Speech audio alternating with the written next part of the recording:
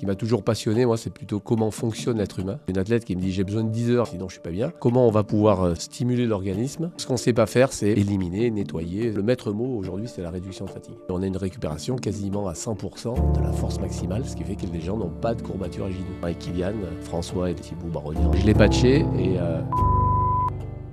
Salut les extraterriens, j'espère que vous êtes en pleine forme aujourd'hui parce que justement, on va parler forme, on va parler récupération, on va parler sommeil. Vous le savez, je vous le disais depuis longtemps, c'est un sujet qui me passionne, presque qui m'obsède.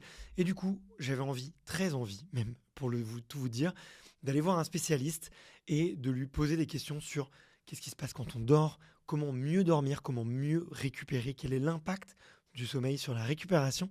Et pour ça, je suis allé voir un vrai spécialiste avec Arnaud, qui est fondateur de Steamcare et de Yakota. Salut Arnaud, comment vas-tu ? Salut, et écoute, je vais très très bien. Je suis très content aujourd'hui, c'est le premier épisode d'une petite série qu'on prépare ensemble.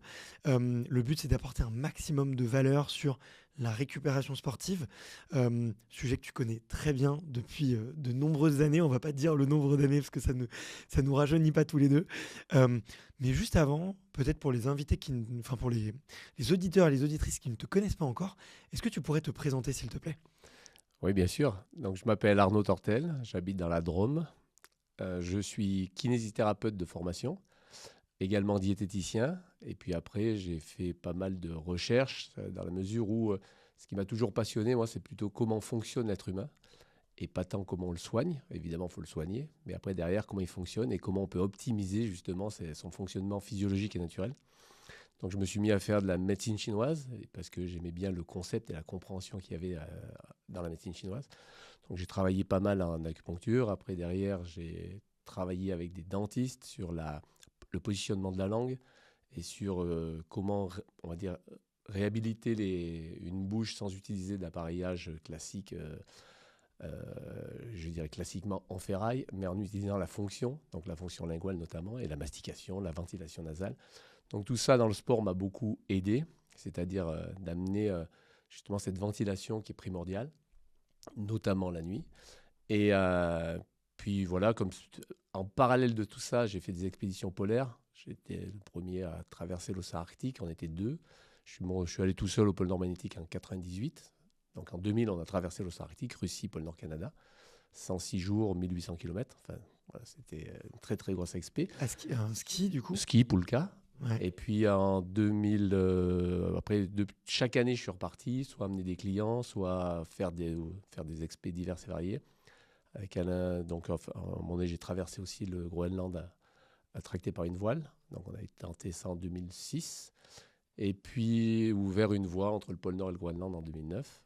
Et puis voilà, donc jusqu'en 2012, là, je me suis blessé. Et en parallèle, vu que j'étais toujours on va dire, passionné par le sport et le sport en général, je suis rentré chez Salomon, non pas embauché, mais en freelance, on va dire, pour travailler avec l'équipe internationale de trail. Et donc, j'ai démarré avec eux en 2011. Dedans, à l'époque, il y avait Kylian Jornet, François Den et tous les grands noms du trail. Et voilà, je travaille toujours avec eux depuis 14 ans. Et c'est quoi ton rôle avec eux ? Alors, je suis kiné, physio de l'équipe et au départ, un peu comme on va dire dans le trail, on n'est pas dans le vélo, il n'y a pas de grosses équipes de soins. Donc, l'idée, c'était que je puisse les suivre avant les courses et que je gère les bobos ou d'arriver. L'intérêt, c'était de se dire comment on peut arriver à ce qu'ils soient équilibrés. Et moi, mon rôle, c'est plutôt de me dire, tiens, est-ce que je peux prévenir certaines blessures ? Et donc, travailler sur la prévention. Et c'est dans ce travail-là, en parallèle, que j'ai mis au point, on va dire, les patchs Steamcare, dans la mesure où, en travaillant notamment avec Kylian, François et Thibaut Baronnier après, qui arrive un peu plus tard, je l'ai patché et eux me disaient tiens, ça m'équilibre, ça me donne enfin voilà, je ressens un peu mieux ma jambe droite, un peu mieux ma jambe gauche. Donc voilà, on a trouvé en fait comment rééquilibrer l'ensemble, je dirais, des chaînes musculaires.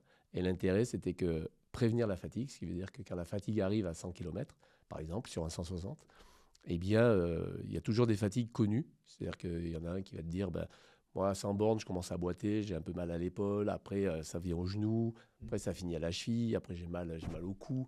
C'est-à-dire que on voit que ces douleurs-là se baladent et systématiquement c'est récurrent, ce qui veut dire que c'est des désordres de chaîne musculaire et des adaptations. Et l'idée c'était de les corriger. Donc avant de partir, on faisait une correction qui se mettrait, je dirais, en mouvement aux alentours des 100 bornes. Et petit à petit, on a vu comme ça repousser certaines problématiques, voire disparaître, c'est-à-dire arriver à 160 et ne plus avoir ces gènes. Évidemment, ça n'empêche pas la fatigue, mais ça empêche d'être déséquilibré.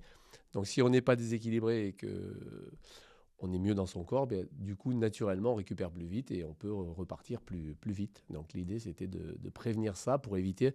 On voit beaucoup d'athlètes qui, justement, à cause de certains déséquilibres, genre j'ai eu une entorse de cheville et puis finalement elle est bien récupérée, bien soignée, j'ai pas mal. Et pourtant quand on les voit courir, dès qu'ils sont fatigués, on les voit boiter. On les voit qui continuent et qui disent bah ouais, je la sens à 30 bornes, à 40 bornes. Et à ce moment-là, eh bien, voilà, l'idée des patchs au départ, c'était de pouvoir en fait prévenir tout ça. Et voilà. Et derrière, bon, Kylian notamment m'a aidé enfin même François, enfin Émilie, enfin ils m'ont dit, bah, écoute, on va t'aider à lancer ça. Donc ça a été un peu la première aventure dans les années 2015 à 2020. Et puis voilà, et du coup, on a toujours continué. Et derrière, la question est venue en se disant, tiens, on va dire, c'est quoi le maître mot de la prévention et sur quoi on pourrait jouer. Et de là, l'idée du sommeil évidemment est apparue comme le nez au milieu de la figure. On s'est dit comment on peut optimiser un sommeil de qualité. Et je me suis mis à chercher et à mettre au point des outils. Ok. T'as remarqué que les athlètes dormaient pas si bien? Les athlètes dorment relativement bien, mais comme toujours, après soit des voyages, des activités, le sommeil peut être perturbé parce qu'on se déplace beaucoup, il y a quand même des courses un peu partout dans le monde, il y a des jet lag. Et puis après une course, la récupération, souvent le sommeil par exemple après Zegama, il y en a beaucoup qui vont mal dormir, un jour, 2 jours. Donc du coup, la récup va être un poil plus lente derrière. Donc ça prend un peu plus de temps. Et puis après, il y a les stress habituels, classiques, qui font que de temps en temps, on dort mal. Et après, on a des athlètes qui me disent moi, j'ai besoin de dormir genre 10 heures, et sinon, je suis un peu cartonné. Ou d'autres, j'ai besoin de sieste. Donc, ne pouvant pas travailler sur la qualité véritablement du sommeil, bien, l'idée, c'est qu'on fait comme tout le monde, on va préserver leur sommeil en disant bah, écoute, effectivement, essaye de faire une sieste. Là, on va donner des conseils classiques. Et l'idée, c'était de vraiment. Et si on pouvait upgrader et augmenter ce temps, notamment de sommeil profond et de sommeil paradoxal, pour pouvoir récupérer bien plus. Ok. Ça a été ça le challenge. Ok. Et du coup, est-ce que tu peux nous donner un avant-goût? On en reparlera à la fin de cet épisode et puis aussi dans les épisodes suivants. Mais est-ce que tu peux nous dire concrètement qu'est-ce que vous avez mis en place et aujourd'hui, qu'est-ce que vous proposez justement pour optimiser le sommeil des athlètes? Alors, comme depuis 10 ans, je travaille sur les renvois d'infrarouge avec la marque Slimcare. L'idée, c'est que je suis devenu un peu spécialiste de l'ensemble de ces oxydes métalliques et comment on les renvoie et sur quoi ils agissent. Ils vont agir sur différentes enzymes notamment pour augmenter la microcirculation par exemple. Et là, l'idée, c'était de se dire comment on va pouvoir stimuler l'organisme donc par le renvoi d'infrarouge, du coup dans un lit. Donc l'idée, c'était de faire un surmatelas. Et en parallèle, j'ai mélangé ou j'ai remis au goût du jour en fait des techniques qui sont des techniques de mise à la terre, puisque quand on vient brancher un surmatelas à la terre on va nous nourrir en électrons. Donc on va avoir des électrons qui remontent dans le surmatelas. Donc l'idée c'était de faire un système carboné qui permette en fait une conduction idéale. Cette conduction font que les électrons vont courir sur la peau.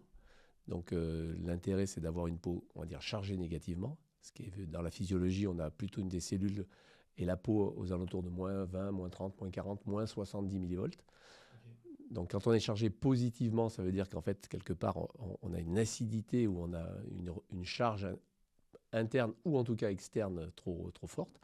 Donc l'idée, c'était de remonter en fait ces électrons, ce qu'on fait classiquement dans la mise à la terre, on va dire, dans les travaux de mise à la terre. Mais derrière, en fait, c'est ce qu'on voit aussi en acupuncture, c'est-à-dire que si vous mettez des aiguilles d'acupuncture, le but, c'est de faire rentrer ou d'avoir une circulation des électrons à travers la peau via certains points d'acupuncture. Donc d'ailleurs, les Chinois n'appellent pas ça des points, mais des puits. C'est-à-dire que c'est vraiment des zones où les électrons vont rentrer et pour nourrir en fait les organes internes, pour ramener ces électrons, pour piéger notamment certaines acidités. Donc du coup, dans cette idée, on s'est dit, bah, tiens, si ça marche, on devrait pouvoir piéger l'acide lactique plus facilement. Et donc on a fait des études pour ça. Et on a effectivement montré qu'à J2, quand on est bourré de courbatures 2 jours après, un effort très intense, eh bien, on a une récupération quasiment à 100% de la force maximale, ce qui fait que les gens n'ont pas de courbatures à J2. Ils vont en avoir à J1, puis à J2. Alors qu'habituellement, ça dure 5 jours. Donc du coup, voilà, on a montré du coup comme ça que notre intuition d'utiliser cette technique ou ces technologies qui répondent à la physiologie marchait. Mais non, ça va pas, on n'est pas là pour guérir entre guillemets des pathologies ou je ne sais quoi. On est vraiment là pour optimiser la physiologie. Donc du coup, en optimisant la physiologie, on a regardé ce qui se passait. Et donc on s'est rendu compte que la première chose sur laquelle on pouvait agir, c'était la variabilité de la fréquence cardiaque. On y reviendra pour voir en fait, qui est un témoin en fait aujourd'hui de la récupération des gens. Et on s'est rendu compte que quand cette VFC augmente, eh bien, c'est-à-dire que les gens vont mieux, ou en tout cas ont mieux récupéré. Et donc, du coup, on observe une augmentation du sommeil profond, une augmentation des sommeils paradoxaux. Donc, les gens se mettent à plus rêver. Et ce qui était intéressant pour pas mal d'athlètes, à moins dormir. C'est-à-dire qu'en fait, au lieu d'avoir... Je pense à une athlète qui me dit « j'ai besoin de 10 heures et après, sinon, je ne suis pas bien ». Aujourd'hui, elle dort 8 heures. Elle me dit je dors 8 heures, j'ai plus besoin de sieste. Je suis bien tout de suite. Je suis bien dans ma journée et mes nuits sont, je dirais, de qualité. Donc, c'est là où on s'est dit comment jouer sur cette qualité.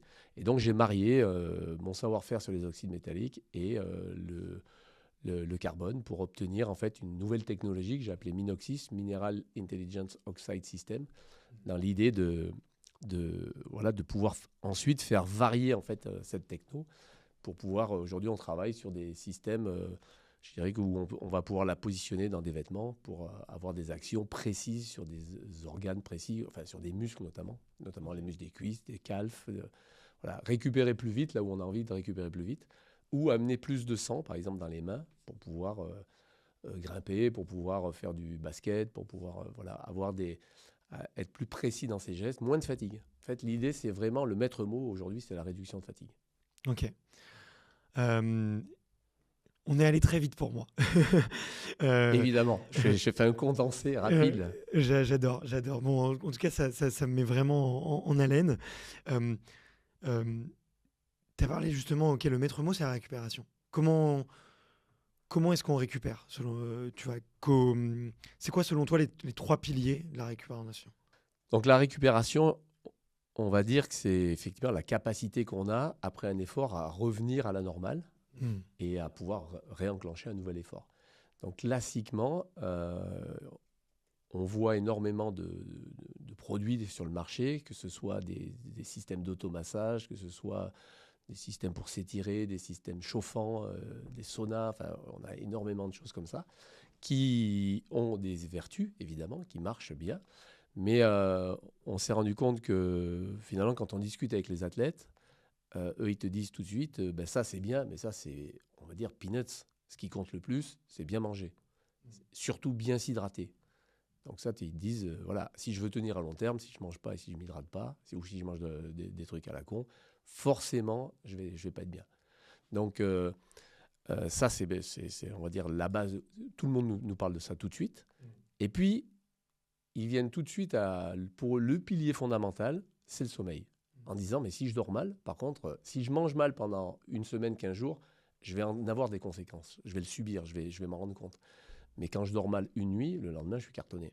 Donc, en fait, il faut absolument que je protège mes nuits avant une course ou avant des efforts importants, parce que je vois bien que quand je dors très mal, c'est très difficile. J'ai des athlètes qui se sont retrouvés, par exemple, la veille de course, à très mal dormir et à se dire, j'ai tenu par l'adrénaline, mais derrière, être complètement, on va dire, cassé, fatigué, épuisé. Ils sont allés un peu au bout de leur vie parce qu'ils ont démarré complètement à plat. Et donc, le sommeil, de manière, on va dire, quantitative, quand on a commencé à en parler avec les athlètes et qu'on s'est posé la question, c'est surtout avec Kylian Jornet, où on discutait de ça et on s'est... Il est passionné par ce sujet-là. Kylian, il est passionné par la physiologie.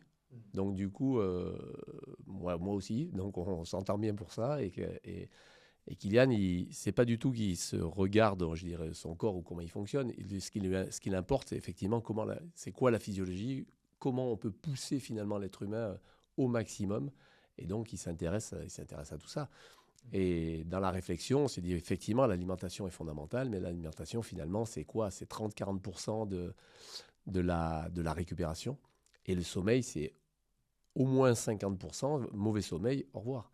Donc en fait, quand on a commencé à regarder ça, on s'est dit que le sommeil, c'était 60% de la récup, en gros. L'alimentation, 30%, et surtout l'hydratation. C'est-à-dire que ce qui compte, évidemment, c'est une très bonne hydratation. Et derrière, finalement, tout le reste, c'est-à-dire que tout ce qu'on peut faire en massage, en confort, reste du confort. Et que si... et ça joue pour 10%. C'est-à-dire que souvent, effectivement, le commun du mortel va se dire « Ah ben, il me faut, je sais pas quoi, un truc de massage ou quelque chose parce que j'ai les muscles durs. » Mais il ne va pas penser non, je dois avant tout beaucoup mieux manger, bien boire, bien m'hydrater. Et bien m'hydrater, c'est quoi? Puisque les trois quarts prennent énormément d'eau, par exemple, avec énormément de sels minéraux. Ça n'a pas de sens d'un point de vue physiologique. Ça a un sens à quel moment à quel moment. C'est-à-dire que pendant la course, vous avez besoin d'amener des sels minéraux, mais après la course, vous avez besoin de nettoyer. Et qui dit nettoyage dit un apport, on va dire, nul en sels minéraux. C'est-à-dire que plus on apporte de l'eau, non pas pure, mais la moins chargée possible, plus elle va pouvoir, elle, se charger et éliminer nos déchets. Il y a des marques comme ça? Il y a des marques, oui. La Monroucou. Monroucou, il y a aussi Montcalm, enfin il y a plusieurs eaux, Rosée de la Reine, il y a des marques qu'on retrouve classiquement en magasin bio, mais il y a des marques aussi comme Monroucou qu'on retrouve en supermarché aujourd'hui.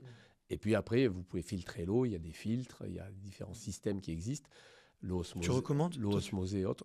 En fait, c'est une recommandation de base dans la vie de tous les jours pour tout le monde. Parce que d'une manière générale, on n'est pas dans une civilisation où on a besoin d'apporter des choses, on a plutôt une civilisation où on a besoin de nettoyer. C'est-à-dire que ce qu'on ne sait pas faire, c'est éliminer, nettoyer.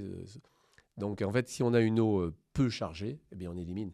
Maintenant, si vous êtes paumé en plein désert et que vous ne mangez pas depuis 15 jours ou depuis 2 mois ou depuis 6 mois, vaut mieux prendre de l'eau justement minéralisée. C'est-à-dire que les eaux minérales, elles ont du sens, mais elles ont du sens en fonction de la dénutrition des gens.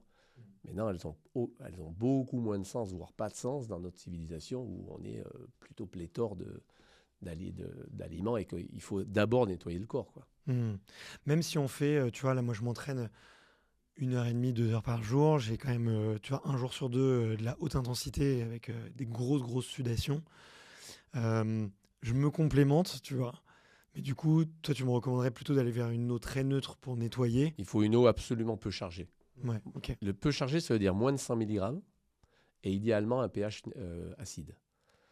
Ah ouais, acide? Ouais, c'est-à-dire 6, 5, 6 de pH. Ok, j'aurais dit une eau basifiante. Non, parce qu'en fait, elle va avoir des effets en fait justement inverses dans l'organisme et on va plus l'épicer que ce que l'on va s'en servir.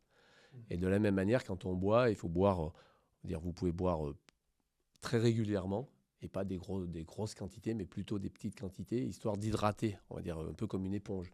Mais non, si vous ne faites pas de sport, ça ne sert à rien de boire comme ça. Il faut boire régulièrement, mais pas des petites gorgées. Parce que l'idée, c'est pas non plus de se gorger d'eau. L'intérêt, c'est de pouvoir l'éliminer. Donc c'est pour ça que l'eau, c'est un sujet on va dire, intéressant et passionnant. Mais c'est vraiment cette capacité. Et on s'est rendu compte aussi, sur d'autres travaux que je mène, que chaque cellule, chaque être humain va avoir des capacités cellulaires différentes dans la gestion de l'eau. Donc certains vont avoir une tendance à s'assécher et d'autres vont avoir une tendance à rester trop hydratés. Donc cette tendance, on la retrouve, on va en parler dans les systèmes ortho et parasympathiques par exemple. On va avoir des gens qui vont avoir une tendance plus ortho ou plus para. Et tout ça va nous donner en fait des typologies. Et aujourd'hui, moi, je travaille sur j'ai fondé, on va dire, où j'ai créé tout un concept en fait de profil biologique. Et à travers les profils, eh bien, on va comprendre en fait effectivement nos capacités et nos capacités plutôt cellulaires. On peut faire des profils biologiques de type psychologique. C'est intéressant, mais l'intérêt, c'est plutôt, notamment dans le sport, comprendre comment notre corps fonctionne ou comment on est câblé. Ouais, ok. Bon, tu vas m'en reparler, parce que ça m'intéresse. Euh, je reviens un petit peu sur le sommeil. Est-ce que tu peux peut-être me détailler un petit peu qu'est-ce qui se passe quand on dort au niveau de la récupération? Tu as parlé d'ions, d'électrons, ça allait un petit peu vite. Euh, Pourquoi il faut absolument bien dormir pour bien récupérer?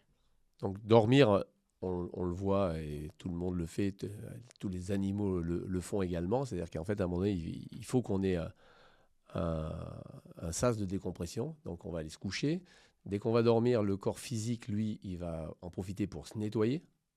Donc on va avoir une baisse de la fréquence cardiaque, on va avoir tout un système qui va venir, on va dire, nettoyer les muscles, nettoyer les organes, régénérer, cicatriser. Par exemple, les os, quand vous cassez un os, ben, il va cicatriser pendant la nuit. Les os poussent pendant la nuit. Donc c'est vraiment, la nuit, c'est ce moment, on va dire, de régénération cellulaire. Donc il est très important d'avoir un bon moment, ou en tout cas un moment de qualité. Et puis, d'un point de vue aussi cérébral, on va trier tout ce que l'on a vu dans la journée. Donc, on va un peu, comme dans un ordi, classer nos systèmes mémoriels pour pouvoir être optimum le lendemain. Donc, ce sommeil, voilà, il est à préserver, il est fondamental. Maintenant, tout le monde le sait, mais bien souvent, ben, du moment qu'on dort bien, entre guillemets, on ne se plaint de rien. Mais c'est dès qu'on commence à mal dormir qu'il y a un peu une kyrielle de problèmes qui arrive, puisque on va se sentir fatigué, derrière on va se sentir moralement ou psychiquement un peu perturbé, et puis on va avoir plus de difficultés à éliminer les courbatures, on va s'enraidir. Enfin, on va voir comme ça avec le temps pas mal de choses se faire, et petit à petit on voit des gens sombrer tout doucement dans des formes dépressives ou des formes de burn-out, parce qu'ils sont à plat. Donc cette fatigue, ce manque de sommeil entraîne une fatigue très importante. Et c'est cette fatigue chronique qui va être finalement... la- Après, en fait, les gens ne s'en plaignent pas. Enfin, quelque part, quand ils dorment mal, souvent, ils ne s'en plaignent pas, ils s'accoutument et ils se disent, bon, ben, c'est comme ça, et je fais avec.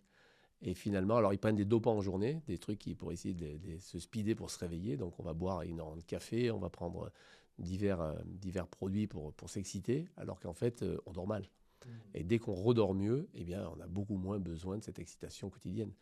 Donc c'est cette balance qui est importante. Et on voit le mauvais sommeil dans le sport. Le mauvais sommeil, c'est de la mauvaise perf directe.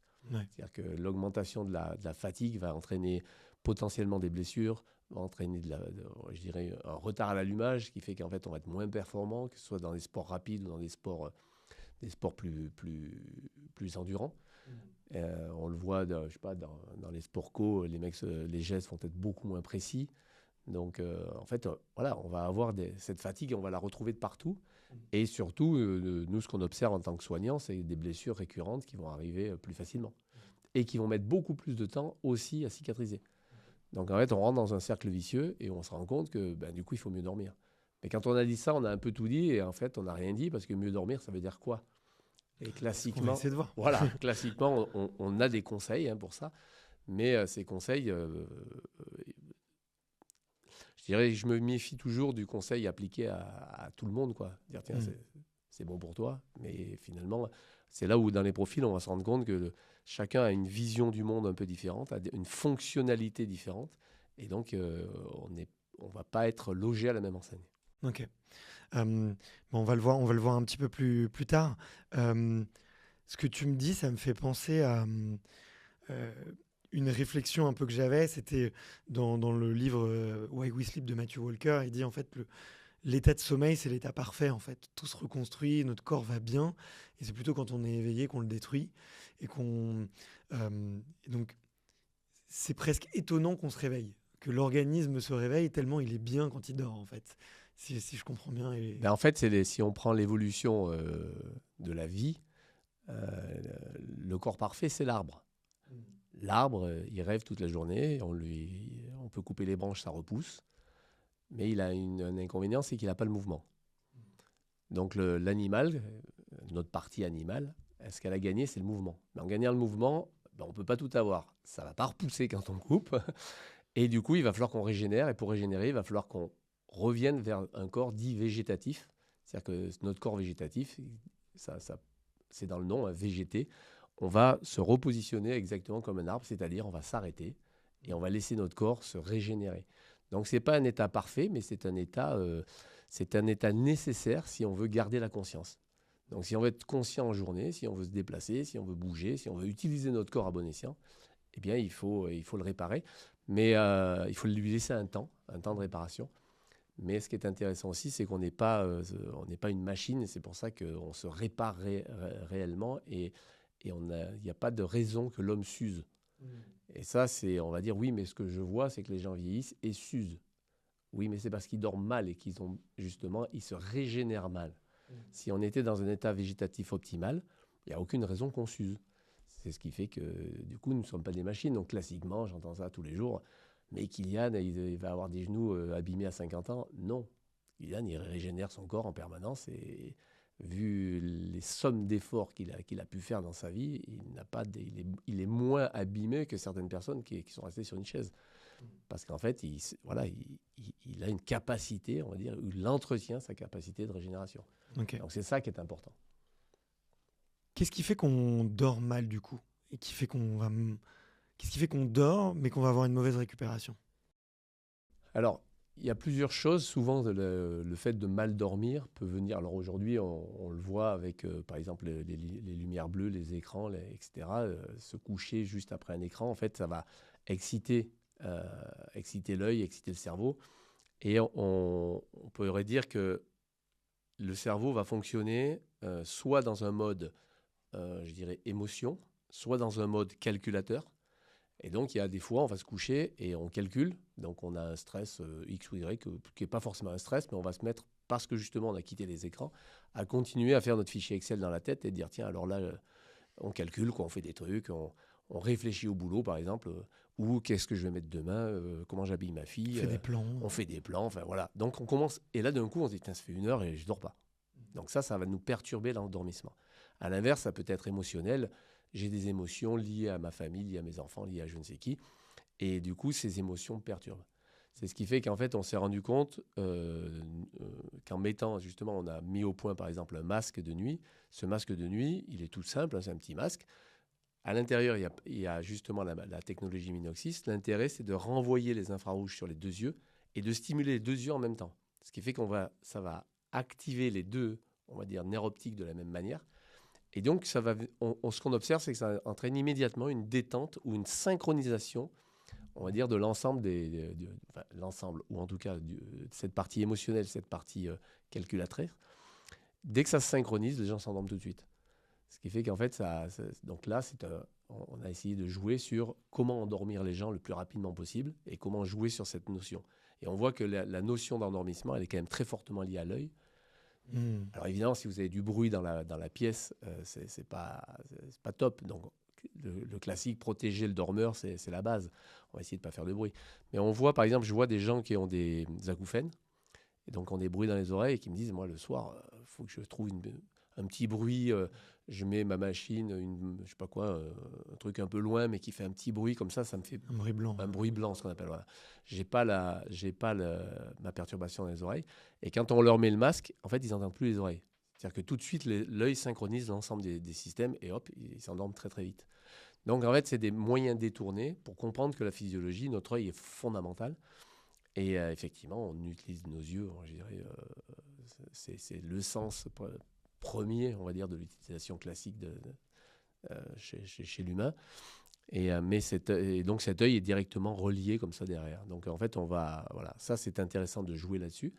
Après, le fait de ne pas dormir, bien par exemple, classiquement, on va dire, j'ai trop mangé ce soir, donc j'ai mal dormi. En fait, on se rend compte que dans la typologie des profils biologiques, on a des typologies qui sont plutôt orthosympathiques. Et que nous, on appelle ça fonction droite parce qu'en fait, ils mastiquent du côté droit. On va retrouver ces typologies diverses et variées. Et cette typologie de la fonction droite, elle a une capacité à manger beaucoup le matin. Il faut qu'elle mange le matin et qu'elle mange très peu le soir parce qu'elle ne sait pas digérer pendant la nuit. pour des problèmes de stimulation du foie, etc. Et s'ils sont un peu en stress ou ils ont trop mangé, à 2 heures du matin, ils vont se réveiller. Ils vont devoir se lever. Alors, il y en a, ils vont pisser. Puis, tous les jours, à 2 heures, ils se réveillent parce qu'en fait, ils ont cette fonctionnalité et ce qui prouve qu'en fait, ils sont mal endormis et que l'endormissement a été trop chargé. Donc, pour ça, on a mis au point des différents petits systèmes, des fois, qui vont aider à faire sécréter la vésicule biliaire plus tôt et à ce moment-là, ils ne se réveillent plus. Donc, c'est vraiment très physiologique.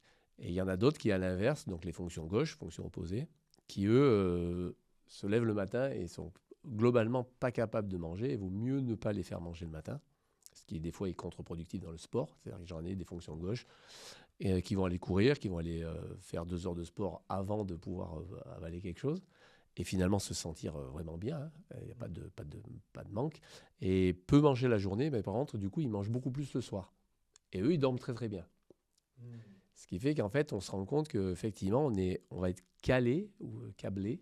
Alors, quand je dis bien manger, c'est manger un repas normal. Évidemment, si on baffe le soir et qu'on s'envoie une grosse part de gâteau avec arrosé à l'alcool, on va évidemment tous très mal dormir.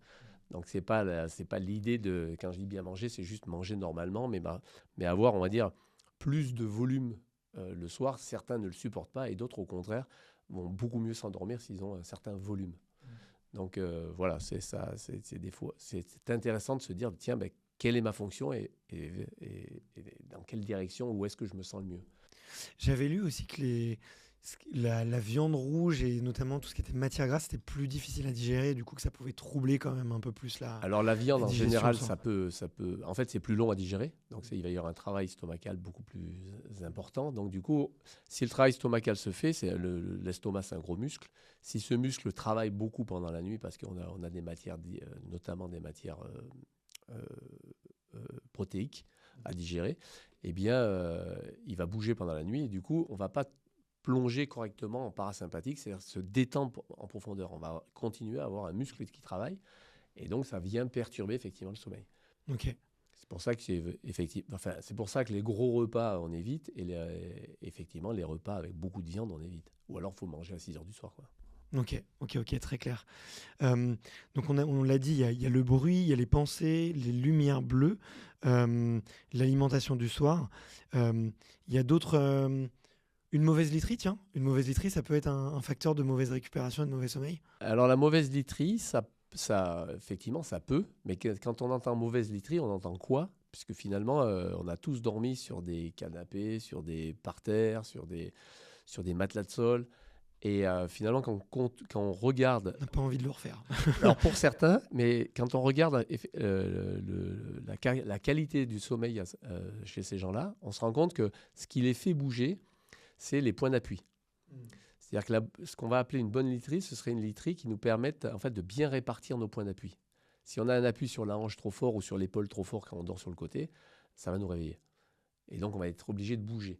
Maintenant, il y a des gens qui vont mal dormir tout simplement parce qu'ils vont avoir des problèmes, notamment de langue. La langue va tomber en arrière, ils vont ventiler par la bouche. Et à ce moment-là, même s'ils soient sur le dos, sur la meilleure literie du monde, ils vont ronfler ou ils vont, je dirais, avoir une fonction linguale qui n'est pas correcte. Ça touche les amygdales, non? Alors, En plus, ça parce que j'ai va vu que assécher la gorge, donc cette gorge va gonfler. Donc, on va avoir en fait plusieurs problèmes. Donc, souvent, ces gens-là ronflent. Donc, s'ils dorment à deux, ben, l'autre lui donne un coup de coude et il se tourne. Et donc, en fait, on voit que c'est les points d'appui qui sont problématiques. Et finalement, la litrice, une bonne litrice, il n'y a pas de literie idéale. Il y en a qui disent qu'il faut plutôt que ce soit dur, d'autres au contraire beaucoup plus souple. Ça dépend vraiment du corps, enfin vraiment de la personne, de son âge. Mais d'une manière générale, notamment un enfant, on peut dormir, je dirais, sur des tout petits matelas. Et puis on peut s'habituer à dormir sur des petits futons comme au Japon et dormir très très bien. Ce qui fait que c'est la literie, en fait, la literie, c'est plutôt à nous de nous adapter de nous adapter. C'est-à-dire qu'on a une capacité d'adaptation et on se rend compte que ça perturbe finalement une bonne ou une mauvaise literie, ne joue pas autant que ce qu'on pourrait croire. Même si, évidemment, ça sert à rien de dormir dans un truc avec des ressorts tout pétés, quoi. Évidemment, Ok. l'intérêt, c'est d'avoir une literie correcte. Mais je dirais par expérience, c'est pas la literie qui compte le plus, notamment pour avoir dormi dans plein d'hôtels différents, etc. Et se rendre compte que que les athlètes, par exemple, ne sont pas extrêmement sensibles à la literie. Ils vont être sensibles au jet lag, ils vont être sensibles à d'autres facteurs dans les déplacements, mais c'est pas vraiment la literie qui compte. Ok. Il y a eu des tests aussi d'athlètes qui ont, on leur a mis une bonne literie, puis ils se sont promenés avec leur literie d'hôtel en hôtel, ils se déplacent, ils amènent leur propre lit, etc. Mais l'un dans l'autre, on se rend compte que c'est pas flagrant, quoi. Bah, ce que j'ai lu quand même, tu vois, au-delà de la literie, c'est que notre corps, on va dire, notre passé d'homme préhistorique est toujours en alerte face au changement et que notamment, bah, c'était plus le fait de changer de lit qui était préjudiciable plutôt que le lit en lui-même. C'est-à-dire, bah, on est dans une nouvelle chambre, dans un nouvel environnement et du coup, bah, notre système nerveux, bah, il est en alerte. Il se dit, OK, là, je suis chassé, je suis en déplacement, je regarde s'il y a un danger et du coup, on a plus de mal à s'endormir. Oui, ça c'est vrai, et c'est pas la literie qui compte. Ouais, En fait, c'est le nouvel environnement. c'est le nouvel environnement. C'est pour ça que quand on passe les lits, les gars dorment bien dans leur lit, mais sont entre guillemets vivent le même stress parce qu'ils sont pas du tout dans le même environnement. Après une course, s'ils ont fait une bonne course ou une mauvaise course, ça va énormément jouer. Donc c'est vrai que je dirais, on est assez grégaire, on aime spontanément quand on aime explorer, mais en même temps on aime bien être chez soi. Donc ce côté-là va vraiment jouer. Et on sait aussi que depuis la nuit des temps, quand on s'endort, on ne se protège plus. Donc il faut absolument qu'on se sente en protection pour laisser notre corps se reposer, quoi. Ok. Pourquoi est-ce que vous avez fait du coup un surmatelas si la literie elle est pas si importante? Alors l'idée du surmatelas, c'était d'abord l'idée de mettre de la techno. Et c'est pour ça que le surmatelas, c'est pas du tout un surmatelas comme on peut l'imaginer, avec une épaisseur de 4 cm ou de... Non, non, c'est juste un tissu de coton très fin sur lequel en fait on a enduit une face avec du carbone, une autre face avec des oxydes métalliques, et on a juste cette couche très fine. Comme elle est enduite et très fortement chargée, ça devient un peu, on va dire, rêche. Donc c'est pas forcément justement très confort. Donc en fait on l'a micro-perforé pour lui donner un aspect souple et qu'on va oublier. Donc en fait on va le poser entre le drap housse et le matelas, ce qui fait qu'en fait on va pas sentir ou très peu sentir ce petit tissu supplémentaire. Et l'idée c'est d'amener la techno où qu'on soit. Donc notamment on a un surmatelas nomade qu'on a appelé, il fait 400 grammes, donc on peut le trimballer n'importe où. Et au départ, c'est vraiment fait pour les athlètes, pour qu'ils puissent dormir dans n'importe quel lieu, dans n'importe quel hôtel, avec. La seule nécessité, c'est d'avoir une prise de terre. Donc soit une prise Faut le brancher. classique, on le branche, mais uniquement à la terre. Soit des fois, s'il n'y a pas de terre, on utilise par exemple les canalisations d'eau parce qu'elles sont spontanément branchées à la terre, quoi qu'il arrive. Ok. Donc voilà, faut trouver de la terre pour avoir des électrons qui circulent. A priori, C'est au assez 21e siècle, ça Voilà, devrait être jouable. c'est globalement assez facile, mais selon les coins des fois reculés dans lesquels on va, on s'adapte. Mais voilà, et donc ce surmatelas, c'était quelque chose de transportable justement, et qu'on vienne, on trimballe la techno. Après, on peut faire évidemment, on pourrait l'inclure directement dans un matelas ou dans un surmatelas très épais. On en a qu'on appelle plus confort, mais ceux-là, une fois que vous les avez mis dans le lit, vous les transportez plus, quoi. Et l'idée, c'est vraiment que ce soit transportable pour que vous puissiez dormir avec partout. Et l'intérêt, c'est de stimuler la physiologie justement pendant la nuit. Ok. C'est quoi les résultats que vous avez obtenus avec des athlètes, justement, en utilisant cette technologie? Alors, les athlètes, aujourd'hui, sont globalement tous monitorés par des montres diverses et variées du commerce. D'ailleurs, mini aparté, lesquels sont fiables, lesquels sont pas fiables? Alors, lesquels sont fiables? Idéalement, si on veut avoir une montre, on va dire, qui mesure la VFC très correcte, il y a un protocole. Ce protocole, on doit rester 5 minutes couché dans le lit le matin, puis 5 minutes debout au pied du lit et mesurer le cœur. Et à ce moment-là, on va avoir ça. Donc souvent, il faut à ce moment-là avoir des ceintures et des montres adaptées. Maintenant, il y a beaucoup de montres, beaucoup de marques qui vont dire qu'elles une caractérologie de la VFC, de la variabilité de la fréquence cardiaque.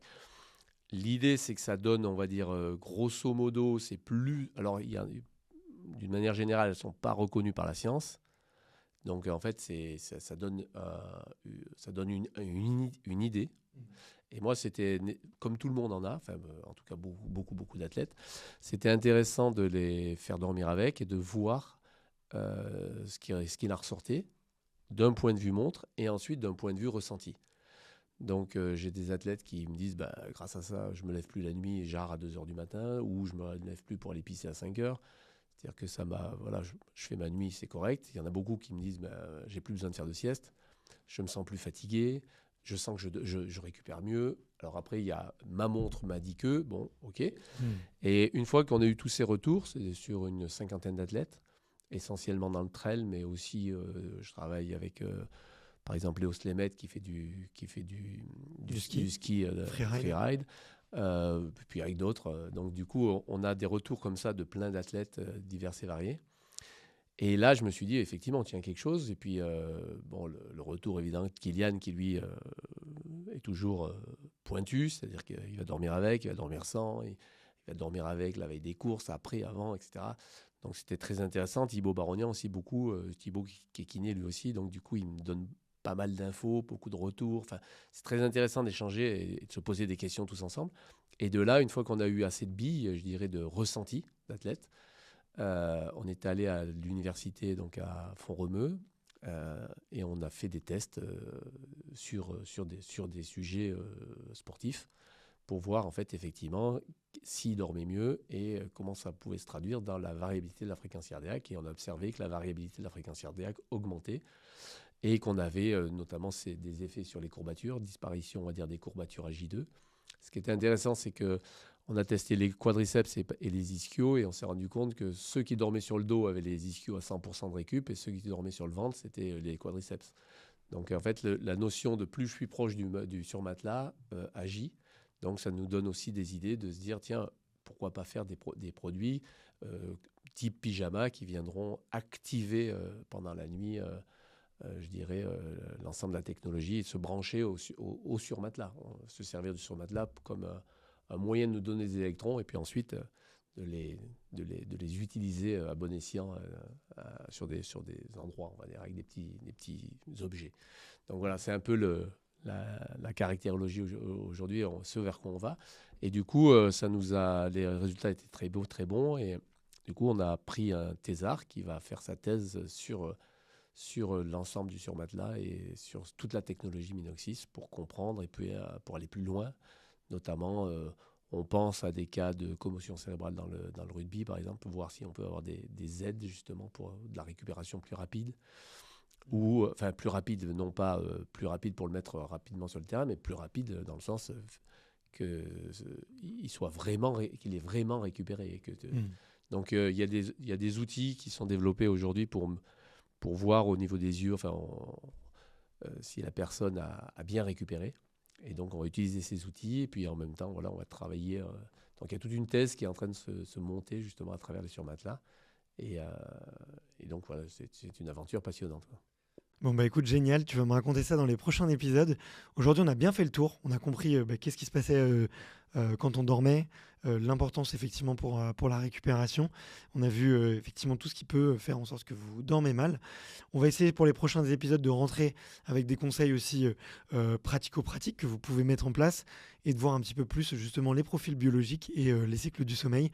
On se retrouve pour un prochain épisode. Merci beaucoup Arnaud, c'était passionnant. Moi j'ai hâte d'enregistrer le prochain épisode.